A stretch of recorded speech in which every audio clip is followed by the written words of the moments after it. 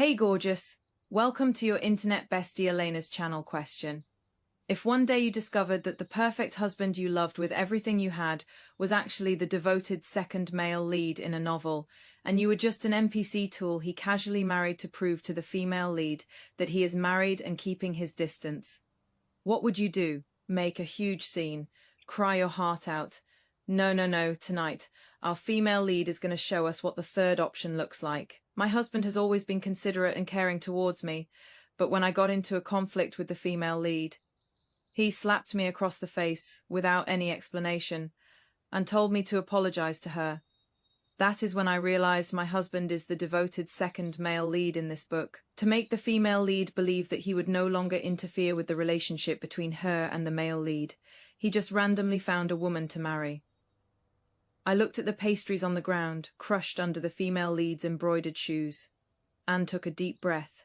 The next day, I packed up my belongings and left without looking back. The third year after marrying Shi Changxing to help with household expenses, when the sky was still shrouded in the fog of night, I would get up to steam the pastries I'd made the night before and take them to East Street to sell.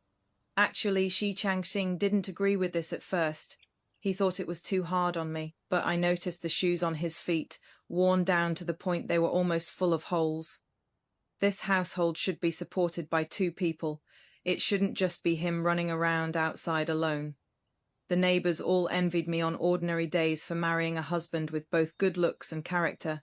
I always laughed while covering my mouth, saying he was just an ordinary person. But my heart was bursting with joy until a woman chasing after someone knocked over my entire stall just to stop that person. But I was quick to grab tightly onto the corner of that woman's clothes, making her pay compensation.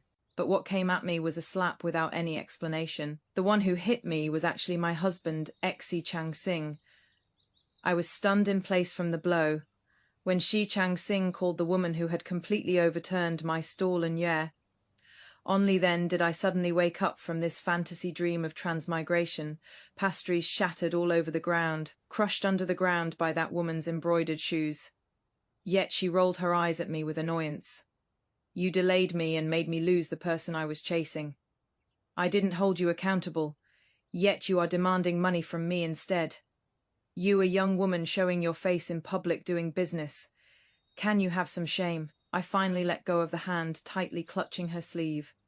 Me head was rumbling loudly. Chi and Yue was the female lead in a wuxia novel I had read. When the female lead was freely roaming the Jianggu, she met the male lead who shared her heart, but was constantly blocked by the second male lead who had been secretly in love with her. In the end, the second male lead willingly let go and casually found a woman to marry, just to tell the female lead that he already had a family and would no longer pester her. And me, I am the tool character in the plot who marries the second male lead. Shi Changxing's slap made my eardrums buzz. I can no longer associate him with the considerate husband he usually is to me. As long as he encounters Chi anywhere, he becomes the devoted second male lead, forever protecting the female lead. When others clash with the female lead, he can clear away obstacles for her without batting an eye. Chi and Yu flipped over my small stall to chase after someone, just to block the person she was trying to catch for a moment. But that person wasn't touched by the falling stall at all. They had already left using lightness skill. Chi anyway showed a look of disdain. Yin and I made a bet. Whoever catches that servant with good lightness skill first gets to dig up that jar of aged wine under the peach blossom tree. Now she has ruined everything. As she spoke, she lifted her foot. Pastry crumbs stuck to the bottom of her shoe. She loves cleanliness, so she quickly urged Shi Changxing to go buy her a new pair of embroidered shoes. This pair was already dirty. When Shi Changxing left, he didn't forget to sternly lecture me. I remember you are not usually a petty person. How could you delay others' important business over such a small matter? Don't let this happen again. I still wanted to defend myself a bit, but I saw he had no intention of listening to me anymore. He had already used his lightness skill and went to a famous shoe shop in the capital to buy new embroidered shoes for Chi and Yue. Pair of embroidered shoes costs as much as our food and clothing for half a year. And I no longer stood in place, watching the direction he left. My heart clenched. It seemed I had already made a decision. Then I went in the opposite direction without looking back. Just got back home. The aunt from next door came to me with a shoe pattern. Here, this is what you asked me for a few days ago. I found it for you. The shoe pattern was the size of Shi Changsing's feet. Seeing his worn-out shoes, I had asked the aunt for a shoe pattern earlier. I wanted to earn some money by working at the little stall from dawn to dusk to buy some sturdy fabric. Now I have the shoe pattern, but the shoes, I am not making them anymore. I pushed the shoe pattern back and said apologetically, "Auntie, please take it back. I don't need it now." The aunt knew I was originally going to make shoes for Shi Changsing, but seeing my dejected appearance, she vaguely guessed something. There is no feud between husband and wife that lasts overnight. Whatever misunderstanding you two have, just talk it out properly, and it'll be fine once you clear things up. Her continuous consolation only made my heart sink all the way to the bottom. Shi Changsing, and I don't have any misunderstanding. He deeply loves the female lead. And I am just a tool character in the book whose name was never even mentioned. He married me with even a fake name. He and I lived frugally day by day, but Shi Changsing's true identity was the young master of Yunye Manor, born into luxury and wealth. Those pastries I made were hard for him to swallow. Only then did I understand why he always ate outside before coming home. At first, I always thought he was worried there wasn't enough food at home, so he sacrificed himself and ate less, turns out. I was overthinking. He and I were never the same kind of people. On the path in his heart, there had only ever been Chi anywhere, and I also need to go on my own way now. I packed up my few clothes, just about to get up. I heard the courtyard gate open. It was Shi Changsing coming back. Along with his footsteps, Chi Enue's voice also rang out. She said carelessly, "Although you compensated me for the shoes, I could have caught that servant and won that jar of wine. But now it is all ruined. Shouldn't you compensate me for the wine too?" Shi Changsing answered very readily, "When I get back, I'll have them send over those 10 jars of aged wine. I heard that 1 jar of your wine is worth a fortune, giving it to me just like that. Could it be you still have feelings for me?" Chi Enue blinked her eyes. Shi Changsing's words clearly paused for a moment. "How could that be? I am already married." The voices outside the courtyard were only a wall away from me. I heard it clearly. In the years since he married me, afraid I'd find out his identity as the young master of Cloud Moon Manor, he told me he was doing manual labor outside. Every time I saw him come back with meager wages that barely covered food and clothing, my heart always ached for him. But it was all fake. He married me only so that if Chi Enyu ever had a change of heart, he could secretly erase the name Shi Changsing from his life and marry her openly under his real name. What is the point? I said to myself in my heart, since I already know Shi Changsing's true calculation of playing along with me falsely, then my heart shouldn't flutter because of his actions. Yet my chest still ached faintly.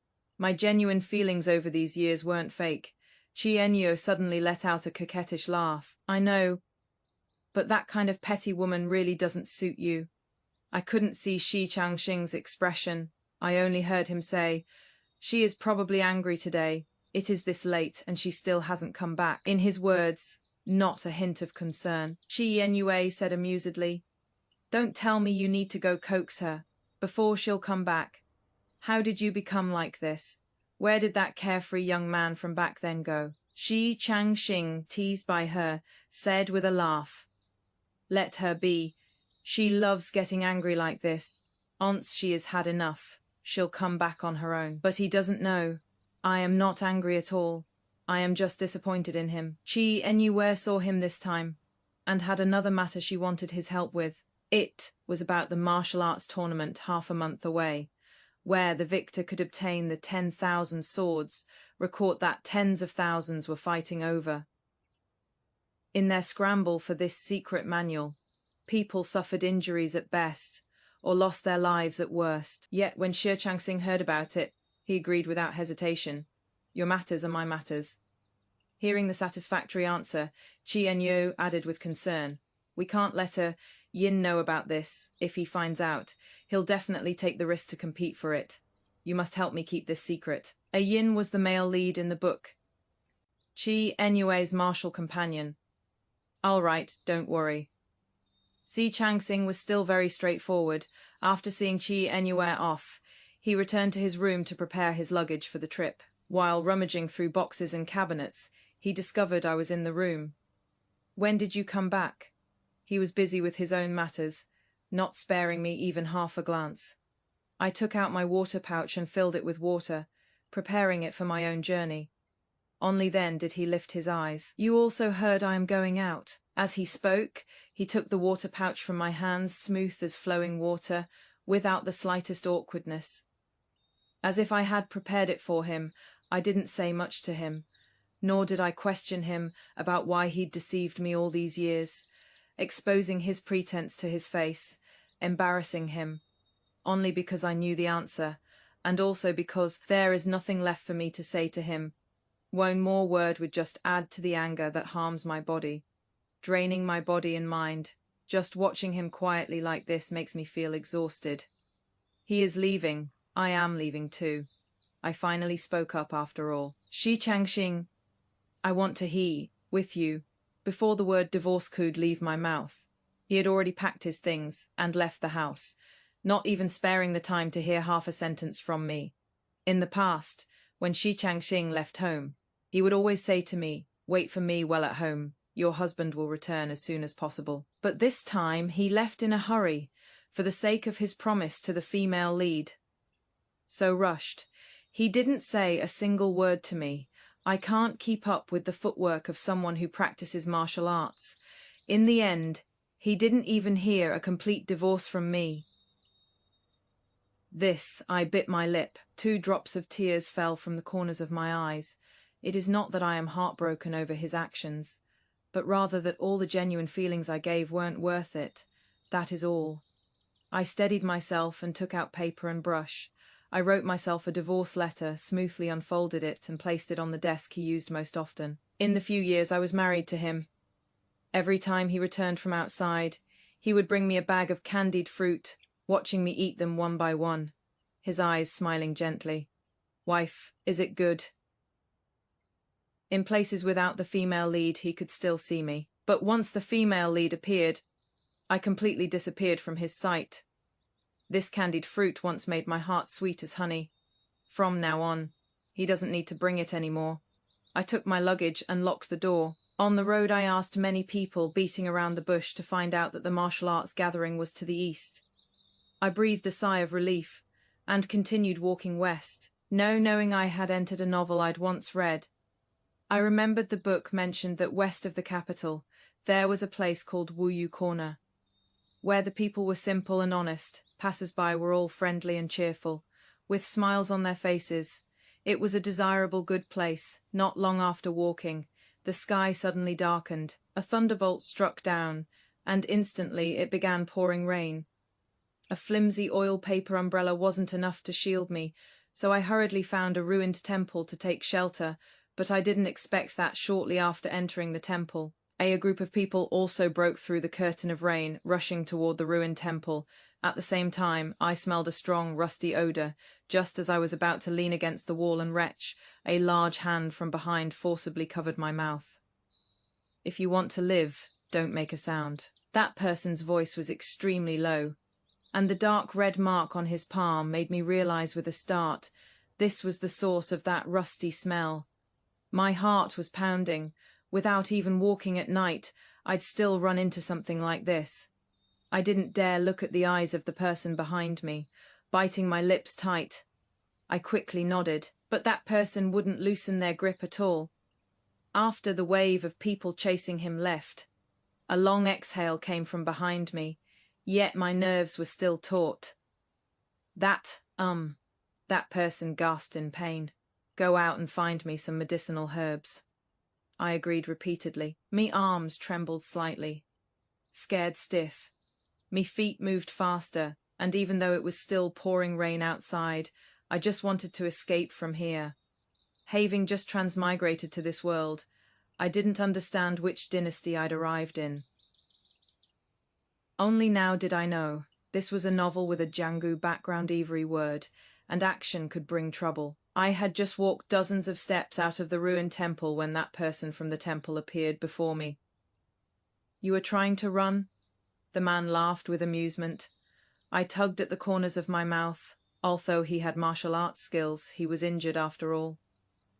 "So what? You and I are complete strangers. If that wave of people from earlier found out I saved you, wouldn't I be bringing trouble upon myself?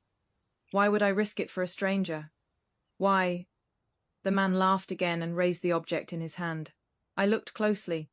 Wasn't this my travel bag? I couldn't help but calculate that I'd run into a bandit who, despite being severely injured, still had such nimble hands. Could it be that you, like me, are hiding from enemies? "The rain hasn't stopped yet, but you are in such a hurry to leave. Why not rest here in this temple for a moment?" The man's words carried a threatening tone. Seeing that all my belongings were in his hands, I had no choice but to give up and go find herbs for him. I had just picked the medicine and brought it back. I saw that he had already opened my bundle and was eating the pastries inside. How can you just take things without asking? Though angry, I couldn't argue loudly with him. "I didn't touch your other things. It is just that I smelled the fragrance of these pastries and got hungry. The pastries were left over from yesterday morning. When I set up my stall, he had kept some at home, to avoid being crushed under the mistress's foot." In Xie Changsing's eyes, these pastries I made only ended up dirtying the mistress's shoes. And I set up the stall only to buy him a new pair of shoes. I stood there in a daze for a moment and said nothing more. Seeing me stunned, the man stopped what he was doing and put the pastry back into my bag. "Since I've eaten your pastry, I owe you a favor. A girl like you, unarmed and traveling alone, it is ultimately unsafe." He pondered. "If you really have enemies chasing you, I can help you deal with them." I lowered my eyes and shook my head. There were no enemies he spoke of. What I had was only my desire to avoid seeing Shang Sing for the rest of my life and go to a good place to live my own simple days. "No worries. Take your time thinking about it." The man wasn't bad looking, seemed like he just passed his 20th year, but his way of speaking and doing things was extremely casual. I pondered for a moment and said, "Can you teach me some martial arts for self-defense? Learn some useful skills, so if I encounter real bandits in the future, I can escape on my own." He glanced at me. His eyes obscured by his hanging hair, a sharp, large blade fastened at his waist, the spitting image of an unrestrained swordsman. Yet the person had a playful, smiling face. "You want to take me as your master?" He raised his head. "Just for eating a few pieces of your pastries. You want me to go through such great effort, might as well. Let me get rid of your enemy for you." A human life in his eyes was as light as a feather. After thinking, I reminded him, "There are always people beyond people, heavens beyond heavens. Have you heard of 3 Lives Blade?" He looked at me with confusion. I also laughed at him. "You don't even know about 3 Lives Blade, and you call yourself a swordsman. Rumor has it the 100 Flowers sect sent 100 assassins from their ranking list to find him. And guess what? Only 3 escaped from his hands with their lives intact. And those 3 washed their hands of it all, retired from then on, and never appeared again. 3 Lives Blade was also a major villain in the book. To seek revenge on the protagonist, he used every scheme imaginable. I remember this person very clearly. Even now I have to avoid him. After my repeated requests, the man finally agreed to teach me martial arts, but the condition was to exchange it for pastries. I agreed immediately. After spending several days together, he truly taught me martial arts with dedication, and I gradually let down my guard. I still had some hard-to-detect sleeping drugs on hand, bought on the road just in case. After entering a village, he took out some silver coins and exchanged them for a horse carriage. Night fell quickly.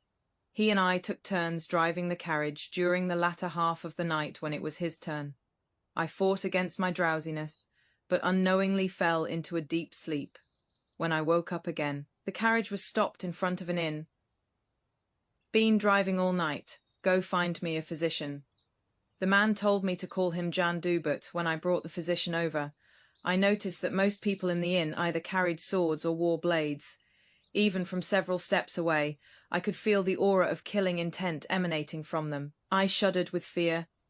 Until I heard a familiar voice, I froze repeatedly, looking downstairs.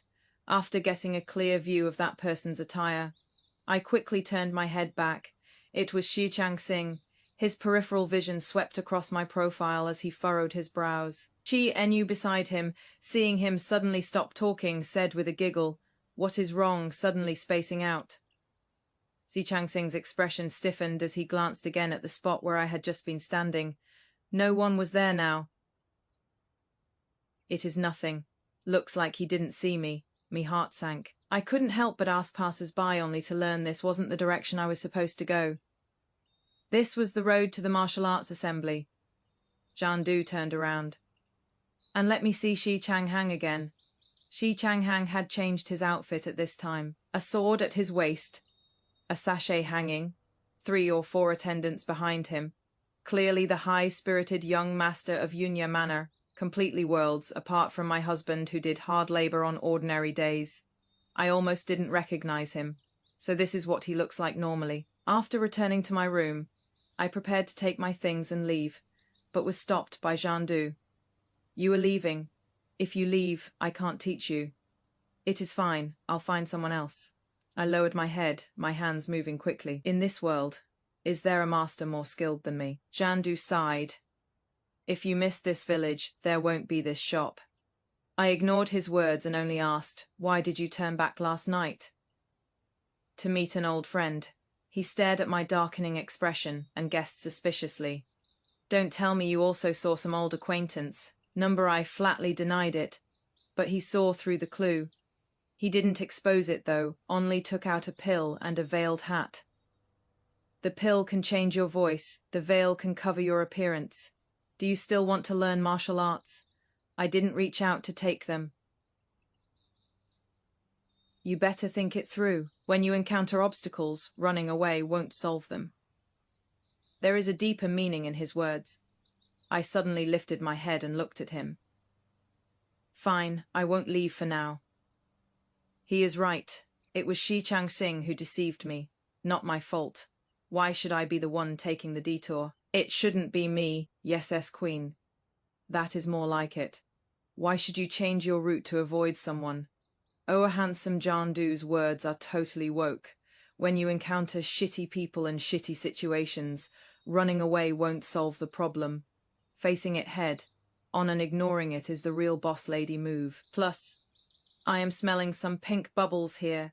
This mysterious swordsman who eats pastries while sunderer, teaching martial arts. Doesn't he feel like 10,000 times better than that unlucky ex-husband? Zhan Du actually knows Chi Enyu. Shi Chang-sing stood beside her, looking at him warily. The atmosphere among the three of them is quite subtle.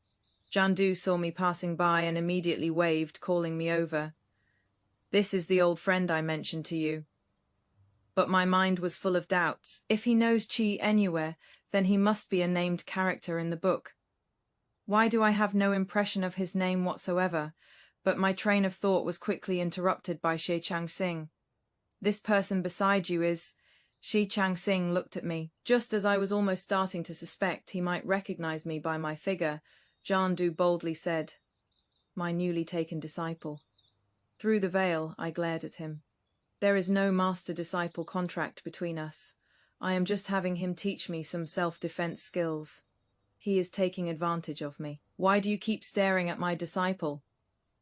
Zhan Du also noticed Shi Chang-sing's puzzled gaze, and then said to Chi Enyu, "This little brother beside you is really too presumptuous." At an arm's length away, I locked eyes with Shi Chang-sing through the veil. "Why are you looking at me?" Shi Chang-sing's slightly furrowed brows finally relaxed. "I feel like you resemble someone I know, miss," he continued. "I wonder why you are wearing a veil and not showing your true face." The person he mentioned was me, but before I could explain the reason, he said again, "I must be overthinking it. She couldn't possibly be here." But I didn't let him off. Since he felt familiar enough to ask me, I had my doubts too. "May I ask who that person you mentioned is?" "Young master, what is your relationship with him?" You already have a young lady by your side, yet you bring up another woman. Forgive my bluntness, but being fickle is not a good thing. My words carried barbs. I wonder if Shi Changxing noticed. I only saw him blurt out, "It is my." The evening breeze blew Chi Anyue's sleeves into his line of sight. Shi Changxing paused, then said, "That person isn't important. No need to mention her." Shi Anyue wanted to get there sooner. So Shi Changxing got up and accompanied her on the road. Good peace and quiet. I removed the veil, but I saw Zhandu sitting to the side, looking at me with a somewhat meaningful gaze. "Know each other?" I nodded. "Yes, close." He asked again. I hesitated for a moment. We were once husband and wife. At this moment, I seemed able to speak of this matter calmly, no longer troubled by it. Zhandu looked as if he had it all figured out, without the slightest hint of surprise. Yet he asked me, "If you are hurt by love and want to cry, just cry. I won't laugh at you." But I just smiled at him indifferently. That matter is already in the past.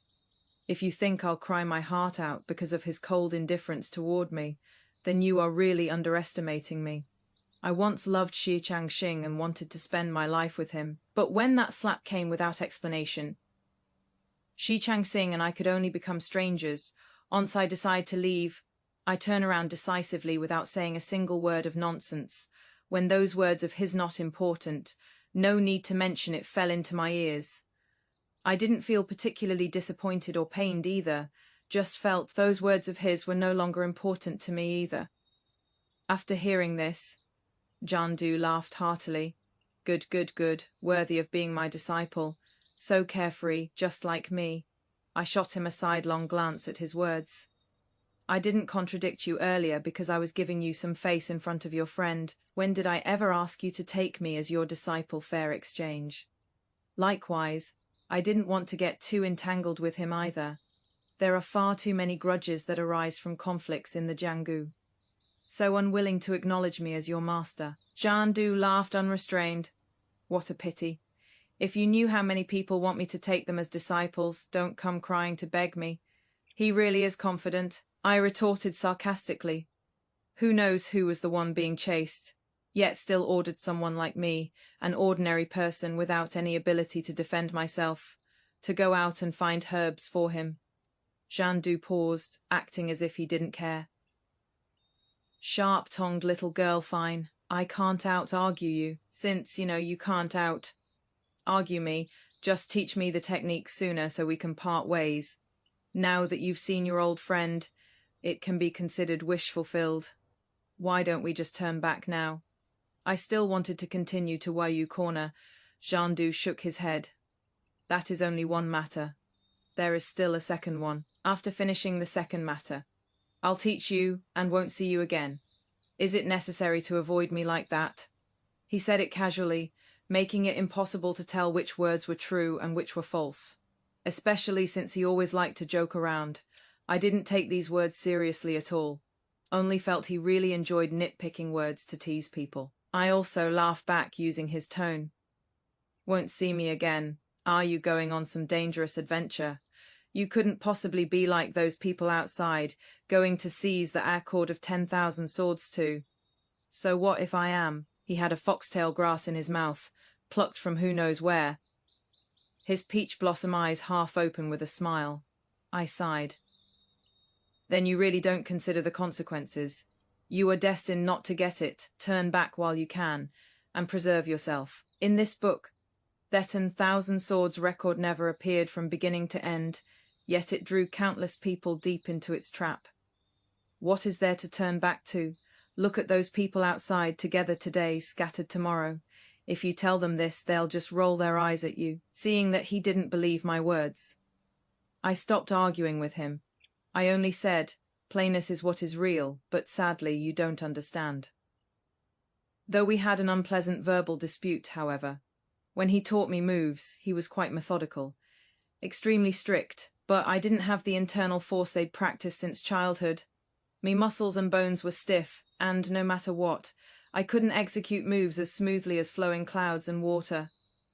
Zhandu watched my amateurish kung fu and sighed up at the sky. If I only teach you 2 or 3 moves, and later you get knocked down by someone in one strike, wouldn't that ruin my reputation built over all these years? I couldn't help but wonder. I haven't heard those people mention you either. Are you really that famous? Yes, I am. He was quite hurt by my doubt. You really don't recognize quality. Jandu seemed to deliberately follow Chi and Yue's route. He and I rushed about for several days and finally reached our destination. After finally finding an inn he was somewhat satisfied with, when I turned around, I saw Shi Changsing's figure again. I hurriedly put on my veiled hat, but Jandu mocked me from the side, still saying, "You don't care. Yet you are so eager to put on that veiled hat." I spat back at him. Can't I just avoid a war of words? I looked at Chienyo and asked curiously, "Don't tell me you came here for her. Coveting a married man is not the behavior of an honorable gentleman." Jandu looked astonished. This was the first time I'd seen such an expression on his face. How interesting. I couldn't help but curl up the corners of my mouth. But when I saw Shi Shangxing, me smile froze on my face. Where he lodged, servants attended to him, and the preserved fruits and pastries on the table were all made by famous master chefs from the local area. When I walked over, he sent his attendant to buy more pastries. The taste isn't right. He furrowed his brow and tossed the pastry he'd only taken 1 bite of back onto the plate. Chienyu also noticed at this moment that he seemed different from usual. "What is wrong with you?" "Probably because I've been away for so long. I feel somewhat troubled inside and want to return home sooner." Shi Changsing still frowned. Even so, he remained exquisitely handsome.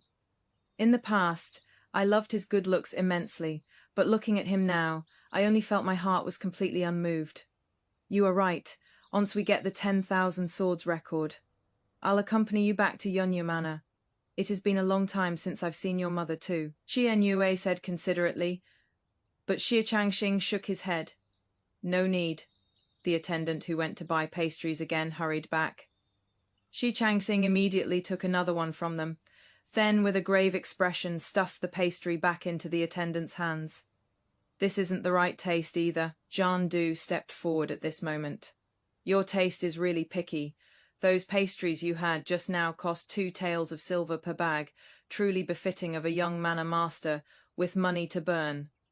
Si Changsing pulled at his lip, finding him meddlesome, but then he saw him reach into his collar and pull out 2 pieces of pastry, putting them in his mouth.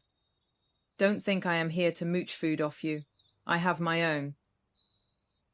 Zi Changsing stared straight at the pastries in his hand, probably because they looked familiar. "Those pastries of yours," Jandu said with a cheeky grin. "What is wrong? Think I took yours. These were made by my own disciples' hands. My disciples' skills are superior." After saying this, he ate another piece. Shi Changsing's eyes were about to bore into his collar. "Can you give me a piece?" Jandu was puzzled. "You have those pastries made by the master chef. Why are you trying to snatch mine?" In the past, Shi Changsing rarely ate food I made. Though he didn't say much, I already understood. He felt simple food and plain tea were my life, not his. He looked down on me. Yet now he wanted to trade the master chef's pastries for the pastries he once considered so cheap. But Jandu refused. "You know what? My pastries contain heartfelt sentiment, not something even a fortune in gold could exchange for." Seeing he wouldn't give in, Xi Changsing unexpectedly reached out to snatch them. He managed to snatch 1 piece. Jandu cried out and looked around at everyone. "Tell me, how precious is this young manor, Lord of Yunye Manor? Why is he trying to snatch my food?" Everyone turned their heads, whispering and gossiping about him. Their eyes were unfriendly. Yet Shi Changsing turned a deaf ear, only putting the snatched pastry into his mouth. In an instant, he froze. A moment later, Shi Changsing suddenly looked toward me. He walked 2 steps to stand before me. "Miss, could you remove your veil?" I laughed incredulously. Such an abrupt request. Why should I comply? "You resemble someone I know, very much." "His eyes were very certain," I asked without much care. "Oh, that unimportant person.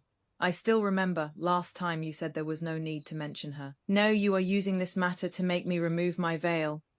Don't you think that is quite presumptuous? My voice grew colder. He had never experienced my cold words and sarcasm, and for a moment was stung by the barbs in my words, not knowing how to respond.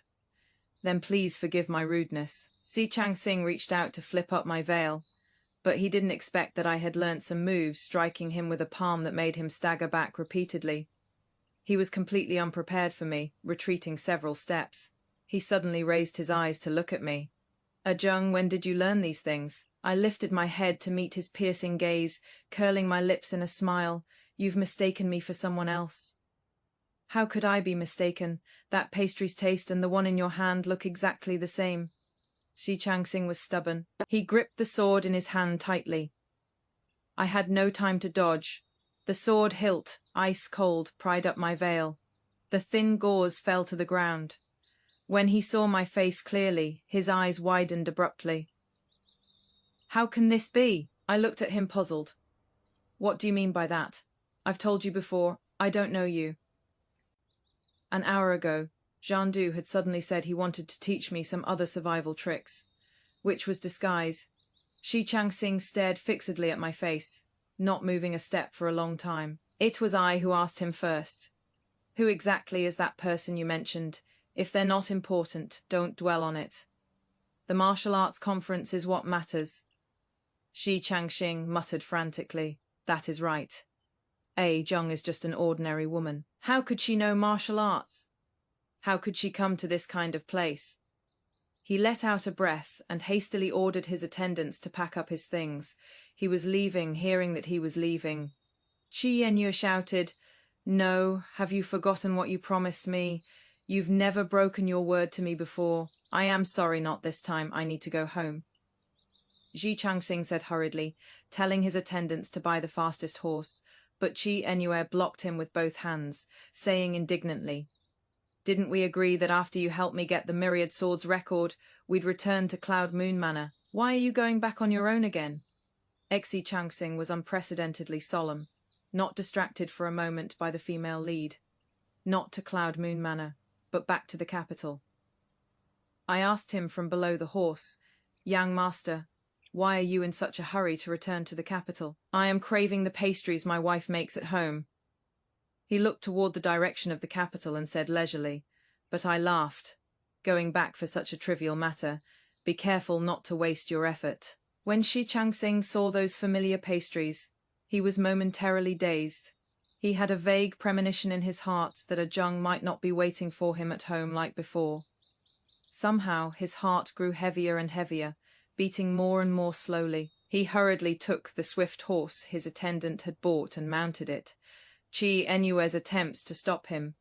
He didn't want to listen anymore. He finally realized that his gaze had long shifted from Chi Yenyue to that woman at home whom he originally looked down upon. Marrying her was originally just to continue standing by Chi Yenyue's side openly and honestly as a friend, but now things seemed to have changed. At this moment, he desperately wanted to return home. His heart yearned to return like an arrow. He rode through cities large and small, finally arriving at Chang'an. But his pace suddenly slowed, and he turned his head to see a candied fruit shop. This shop was in the west of the city, while their little home was in the east. Ajung loved to eat them, but because it was too far, she was always reluctant to come by them. Si Chang-sing often passed by and thought to casually buy some for her. He didn't like these candied fruits himself. He'd eaten plenty made by master chefs in his childhood. The candied fruits from this small shop were cloyingly sweet and really couldn't compare. He didn't understand why she would like them, but now he finally knew. It was because he was the one who brought them to her.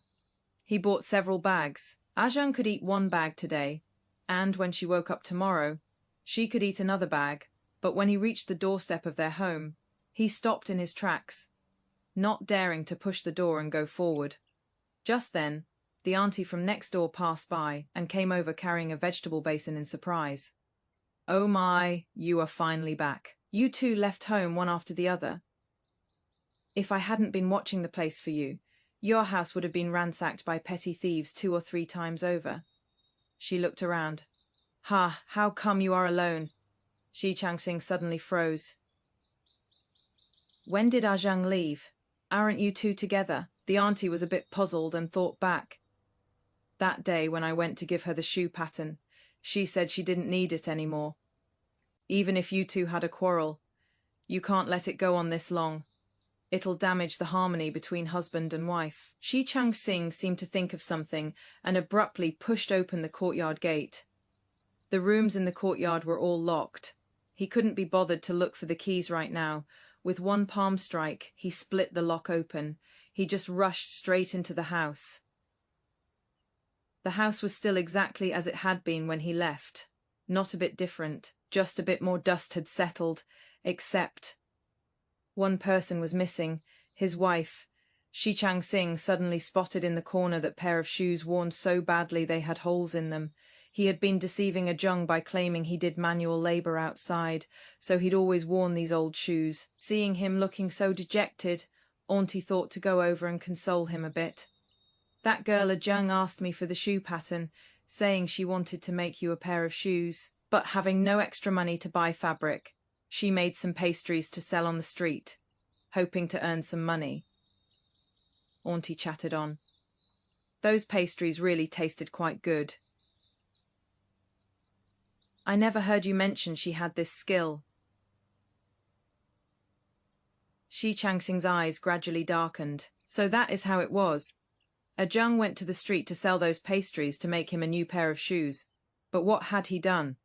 Chienya knocked over a Jung's pastry stall, yet he didn't distinguish right from wrong and slapped her across the face. Chienya complained the pastries dirtied her embroidered shoes, so he went without a second thought and bought her new embroidered shoes.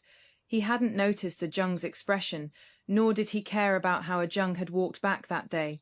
He'd never once praised the pastries she made. Instead, he looked down on them for not being made by a master chef. After just one taste due to his prejudice, he set them aside and never picked them up again. He stood there in a daze for a long while. Finally, he caught sight of what lay flat on the desk. A divorce agreement. The handwriting was graceful and elegant, unlike anything he'd ever seen from her. Only then did Shi Chang-sing realize that the common woman he had always looked down upon could actually read. After years together, he never understood her. Until the sky darkened. He still hadn't snapped out of it. His empty stomach rumbled, and hunger forced him back to awareness. Under a table, he spotted a pastry with a bite taken out of it. It was the one he had thrown away. By now, the pastry was covered in dust. Shi Chang-sing carefully picked it up from the ground, and as if possessed, took a bite. The taste had changed. It had long since changed. He finally realized that wife who could be won over with just a bag of candied fruit. He didn't even bother to taste. She would never come back. I never asked what the second thing Jandu mentioned was. He never brought it up either, only kept nagging me to practice diligently. Tomorrow, you'll be ready to leave my tutelage. His gaze was locked on Chi Enuayet. He was talking to me. But after you go out, if anyone asks who your master is, remember this, don't mention me. Why bring this up again? I glanced at him sideways. Well, naturally, I am afraid of losing face. If you ruin my reputation, how can I show my face out there?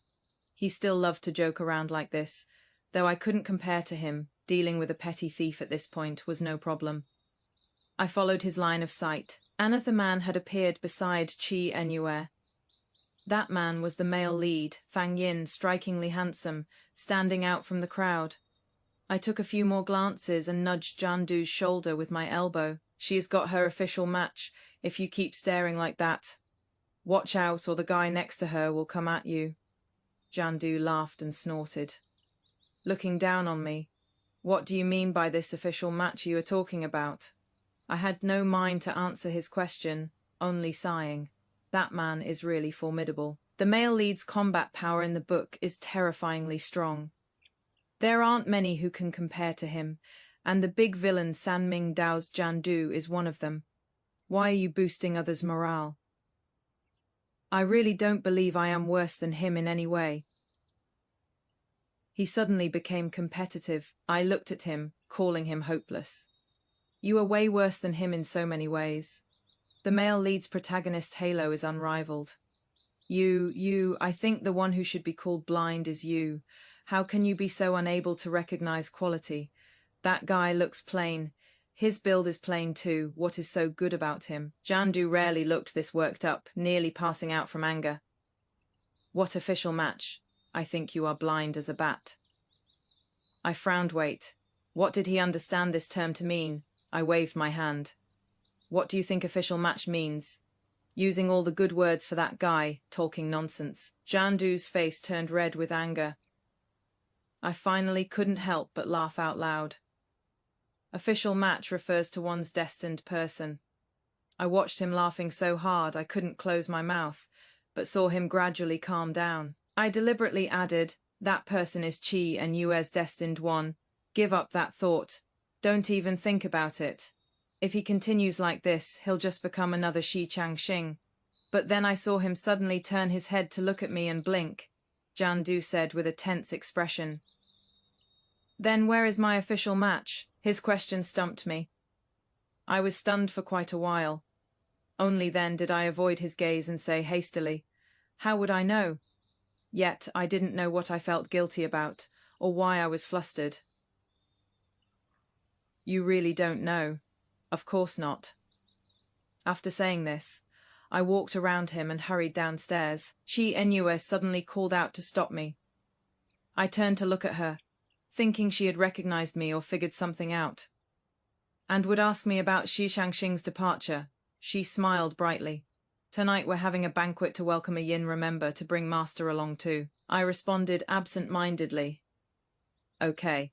So, it had nothing to do with Xie Changxing after all. I left the building. I would be leaving tomorrow. I should buy more flour today and leave some pastries for Jan Duboot. I felt vaguely uneasy in my heart. When I returned at night, I saw the inn engulfed in flames. In an instant, my heart tightened. How could a fire just break out like this? I frantically searched for Jandu in the crowd. He said he'd set out tomorrow and came to bid me farewell. I can't let him slip away. I searched all around, but couldn't find any trace of him anywhere. The fire was raging fiercely. I finally managed to find a familiar-looking worker, with a trembling voice. I asked him if he'd seen Jandu. The worker looked terrible, as if frightened by the fire, unable to speak a complete sentence. I had to find someone else to ask. Still nothing. In my panic and confusion, I suddenly heard someone in the crowd shouting, "The 10,000 Swords Manual has appeared." Immediately, chaos broke out. Another group of people losing their minds over a secret manual. The fire was probably started because of this, but I didn't care about any of that. I only cared about that person. Only then did I realize that not only Jandu but Chi Anya and Fang Yin weren't here either. Chi Anya was hosting a banquet for Fang Yin tonight. With such a big fire, they should have noticed in time and come out. I grew increasingly uneasy. Gradually, an answer emerged from the depths of my heart. Sometimes fate loves to play tricks on people. When I saw Jandu again, it was 3 days later at the edge of a cliff. Weapons scattered all over the ground, a scene of utter devastation. Jandu stood at the cliff's edge, swaying unsteadily, as if only his last bit of strength remained. And standing opposite him was Fang Yin. Fang Yin's face was extremely cold, his body swaying, barely supporting himself with a sword thrust into the rock wall. Hand over the 10,000 swords record. It shouldn't be in the hands of a menace like you. Jandu curled his lips in a mocking smile, his body covered with numerous wounds, looking particularly wretched, yet utterly arrogant. Come and take it with your own skill. The two were evenly matched, difficult to determine who was superior. Both were already at the end of their rope, until Jandu made his move, severely injuring Fang Yin's back. Fang Yin could no longer hold on and fell off the cliff. Jandu's face was full of wretchedness and resolution as he slowly closed his eyes. As if relieved, as if exhausted, I suddenly called out to him. Jandu, he turned back in disbelief, brows furrowed tight. How could you be here? I bit my lip, choking up. Are you? He looked away, cutting off my words. Yes, I am Jandu of the 3 Life Blade. The second thing I never told you was to settle grudges and eliminate him. Didn't you want to go live your own plain and simple life? I've never stopped you. You've completed your training and can leave.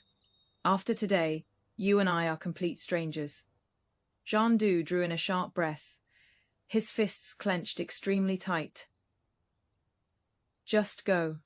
I stood where I was, not leaving because of his words. Instead, I nervously pieced together the speculations from these past days. "You got close to Chi, Enue, and drove away Shi Chang-sing just to lure out Fang Yin." "Yes," I smiled bitterly, tears in my smile. "I once thought that when you said those things to Shi Chang-sing, it was to help me vent my anger. Turns out I was wrong." "Right. You were overthinking. I used you purely for my own sake." Jandu's words left no trace of sentiment. "But if you eliminate Fang Yin, there will be an endless stream of people coming after you for revenge." Ignoring his coldness, I still spoke what I wanted to say. "It doesn't matter. He had already formed a death wish, given up on survival." He still stood there, and I hastily walked forward 2 steps. He seemed to be tacitly allowing my movement, so I planned to continue forward, perhaps. I could pull him back, but an accident quietly arrived. Chianyu appeared at some point, and seeing Jandu's current state, couldn't help but smile. "Looks like I've come at just the right time." She glanced at me with a charming smile, then pointed her sword at him. "I never expected the cord of 10,000 swords was in your hands. What a waste that I had them help me seize it, only to find that, after all that roundabout effort, I'd get it this easily. You disguised yourself, 3 lives blade." Chienyu raised her sword, pointing directly at his vital point. Plot twist alert, turns out the one hidden deepest in the whole show, the greediest of all, is actually the female lead Chienyu, who branded herself as pure and harmless. The male lead Fang Yin is fighting desperately at the front, while she hides in the back wanting to reap the benefits. Brother Zhandu didn't even care about his own life to settle the grudge. But for all his calculations, he never calculated that he'd drag Arajung into this. This kind of tragic beauty really pierces right through my heart. Hand it over, and I might spare your life. Look, so many people have fallen because of this. If you keep it, you'll end up just like them. Don't even think your disciple can save you. Learning a bit of superficial skills, she is no match for me. But I know, their cord of 10,000 swords is definitely not on Jandu. Even if you make your move, you won't get it." I looked coldly at Chi Enyuer. "For one manual, you schemed against how many people? But you are wrong now. That their cord of 10,000 swords is not on him. He lied to draw out Fang Yin." Chi Enyuer looked at me with a smile. "Which person in power in this world hasn't climbed up by stepping on countless bones? I said you were foolishly naive. You really are a stupid person. Xi Changxing left because of you and nearly ruined my plans, but fortunately my plan is still going to succeed." She arrogantly raised her hand, about to thrust her sword at Janduto. "Take what she wants." "Jandu, I will save you, trust me," I shouted to him with a crying voice, to get him to pull himself together. "Don't give up. I will save him. Won't leave him alone." I exhaust all the strength in my body, striking with my palm to knock away the sword in Chi Enyu's hand. The air stands still, mountain winds howling past my ears. Jandu closes his eyes, his body tilting backward, his words faint and distant. "Go live your ordinary life." Falling into the 10,000-foot cliff, I widen my eyes, reaching out to grasp him tightly. But we miss each other. Only then do I realize he never intended to stay in this conflict. Several months later, I finally arrive at Wuyu Corner. Just as described in the book, the people here are harmonious and amiable, wearing smiles on their faces, very warm-hearted, a true paradise away from the world. When I first arrive, they hear me say I'll be staying from now on, not leaving. They enthusiastically help me search for houses to rent, bring me fresh seasonal fruits. I don't have much to repay them with, can only make some extra pastries and give them out. Besides that, I set up a small stall on the street, selling some pastries. Whatever didn't sell each day, I'd give to the neighbors around us. They'd always ask me curiously, "You two, this young married couple, where did you come from?" I looked at Jandu helping me out and couldn't help but smile. We had no fixed home before, but from now on, this place is our home. Hearing this, Jandu looked up and echoed me. Wherever she is, that is where I belong. That day when he fell off the cliff, I searched for him at the bottom of the cliff for days without giving up. In books, those who fall off cliffs generally don't die. I was confident I'd find him alive. After staying with him while he recovered, I coaxed him onto the road to Wuyu Corner. He kept asking me along the way, "Do you know now who my destined match is?" I pinched his cheek. "You still have the nerve to say such things, abandoning me and giving up on life yourself. If there is a next time, you can die alone." As I was saying this, our carriage passed by a pastry stand. It looked just like the one I used to set up in the capital. In front of the small stand, someone stopped, the man murmured.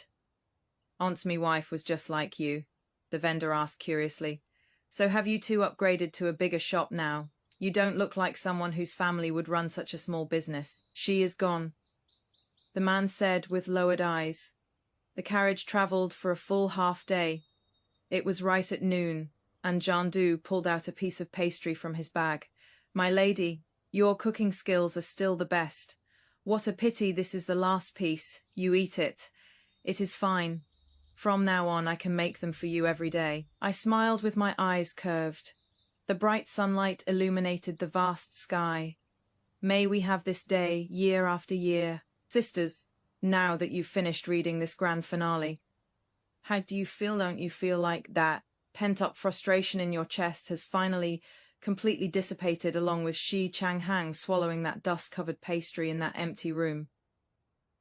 This is what I call the ultimate emotional payoff. The heartless ex-husband is filled with regret, while our female-led Ajung is living the life of a celestial couple in a paradise with Jandu, whose eyes are full of only her. As a senior in my 4th year about to graduate, currently going through the trials of society tonight under this tipsy evening, I really have so much I want to share with you all from the bottom of my heart. Because Ajung's story is definitely not just a cool story set up in a transmigration novel, it precisely hits the emotional blind spots of way too many girls in our real lives. Lesson 1. Reject NPC Syndrome.